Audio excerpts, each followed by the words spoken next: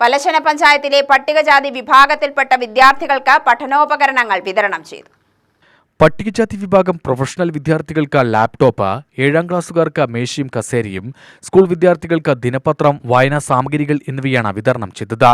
21 പേർക്കാണ് ലാപ്ടോപ്പ് നൽകിയത്. 58 പേർക്ക് മേശയും കസേരയും നൽകി. പല്ലാവൂർ ഗവൺമെന്റ് LP സ്കൂളിൽ നടന്ന പരിപാടി ഗ്രാമപഞ്ചായത്ത് പ്രസിഡന്റ് L. സായിരാധ ഉദ്ഘാടനം ചെയ്തു.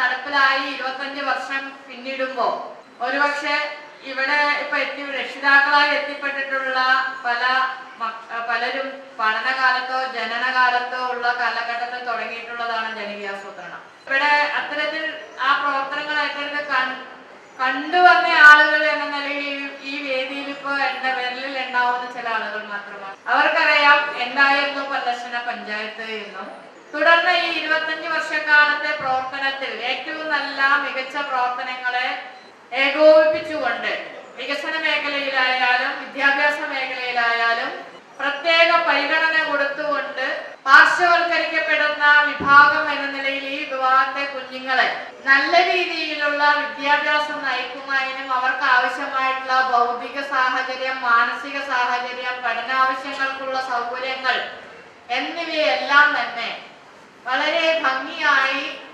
നടത്തിക്കൊണ്ടുപോകുന്നതിനുള്ള കൃത്യമായിട്ടുള്ള ഇടപെടലുകൾ നടത്തിക്കൊണ്ടുവന്ന ഗ്രാമപഞ്ചായത്താണ് പല്ലശ്ശന ഗ്രാമപഞ്ചായത്ത്. വൈസ് പ്രസിഡന്റ് അശോകൻ അധ്യക്ഷത വഹിച്ചു. സ്ഥിരസമിതി അധ്യക്ഷൻ അനന്തകൃഷ്ണൻ, മെമ്പർമാരായ മണികണ്ഠൻ, മനുപ്രസാദ് എന്നിവർ പ്രസംഗിച്ചു. നിർവഹണ സമിതി ഉദ്യോഗസ്ഥ T. ഷൈമ സ്വാഗതവും കൺവീനർ A. ഹാറൂൺ നന്ദിയും പറഞ്ഞു.